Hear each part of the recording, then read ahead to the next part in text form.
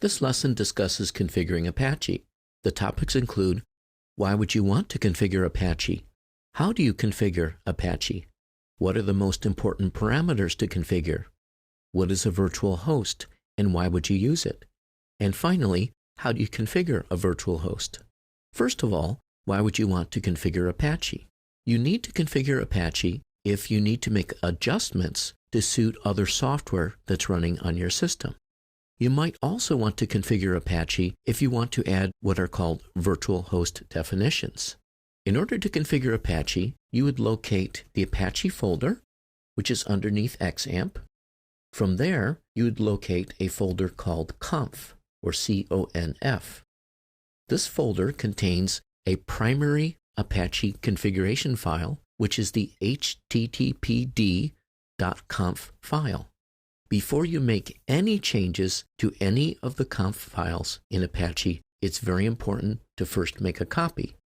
The way the copy can be made is by selecting Edit, Copy, and then Edit, Paste. This will create a copy of the configuration file. You can then restore this over on top of httpd.conf in case there are any mistakes made during the changes to the file. It's also important to note that under Extra, there's a series of additional files which may contain configuration parameters of interest to you. The one that we will be examining specifically in this lesson is httpd-vhosts.conf. This is where you can define virtual host definitions. But first, let's look at the primary configuration file. Two ways that you can access this file. One way is by directly accessing it here, or alternatively, going to the XAMPP control panel. We can select the config option, which is next to Apache, and select the file which is of interest. You'll notice then we've got a series of configuration directives which are of interest. The server root tells us where the primary Apache configuration is located. The listen directives tells us the port number that the Apache server will be listening to. The default is port 80. This might need to be adjusted if you have other web servers running on this particular machine. It's recommended if you change the port number that you use something under 8000. So for example, 8008, 8080, or something along those lines. A little bit further down, you can see a series of load module directives. These are the various Apache modules which are running on this particular installation. If you want to activate a module, you remove the hash sign. The hash sign makes the line seen as a comment. By removing the hash sign and then restarting Apache, you're able to reactivate Apache with the new module. If you wish to disable a module, you simply put a hash sign in front of it. This turns the line from a directive into a comment. The way to restart Apache is by going to the control panel, clicking Stop, and then Start again. Looking back at the configuration file, you'll notice there are a variety of other directives. This one identifies the server name. By default, it will be localhost. The default port is 80. If you are listening to a port other than 80, you would have to indicate that here. So for example, if we changed the listen parameter to 8008, we would need to change this to localhost 8008, and that's exactly how we would need to access it on our browser. The document root tells Apache where all of its web files are supposed to be located. The default is htdocs, which is under XAMPP. You'll notice we also have a series of directives, which includes the directory directive, and that allows Apache to configure a series of security considerations on a directory by directory level. For more information, consult the Apache documentation. Let's now have a look at the virtual host definition file and see what use that could be in our case. So, for example, let's say that we wish to define a new project. The name of the project is going to be training.unlikelysource.local. So under htdocs, we create a new project folder. In this case, it's training.unlikelysource.org. In this folder, we have a series of files which pertain to the project that we are developing. Now, let's say that we wish to simulate this on our local server. Obviously, we cannot use training.unlikelysource.org as that is a registered DNS name. However, to simulate the website, we might want to represent it as training.unlikelysource.local. The way to do that would be to first of all modify the local hosts file on this computer. The hosts file is normally located in a directory called etc or etc, which is immediately off the root. The name of the file is hosts. On Windows systems, however, it's a little bit more difficult to find. You would also need to open up an editor, such as TextEdit, gedit, or Notepad, as an administrator.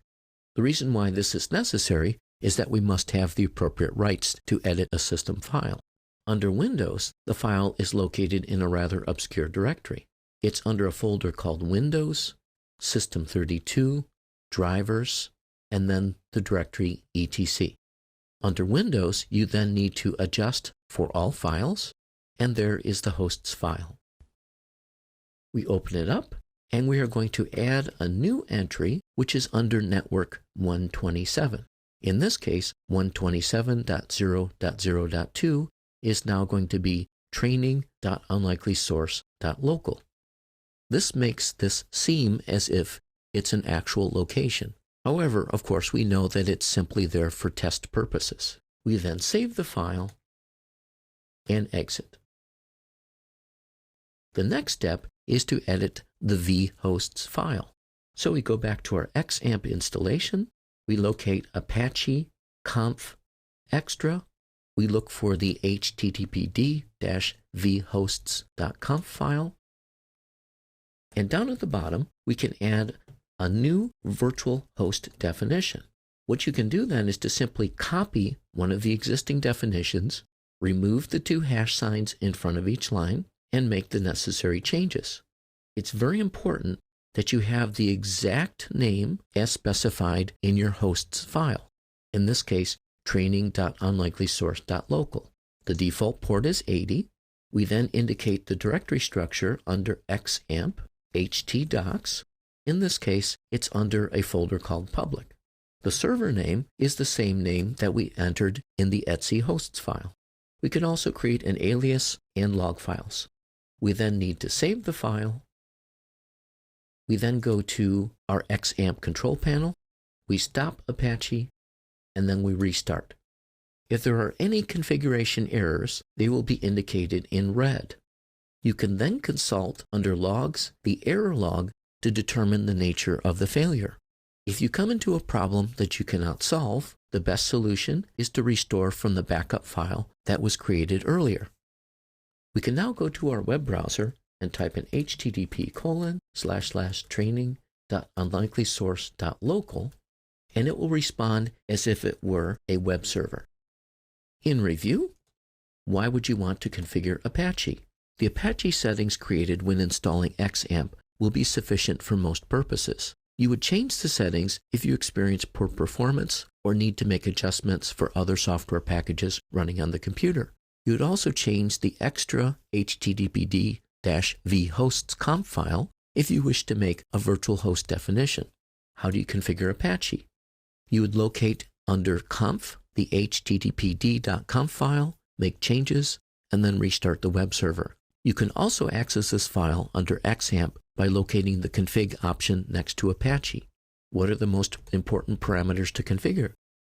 These would include listen, load module, document root, directory directives, and include directives.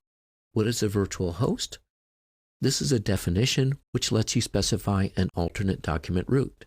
It is used to simulate a real website. How do you configure a virtual host?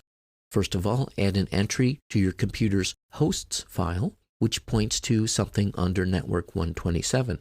Number 2, add a definition to your Apache conf extra httpd-vhosts.conf file.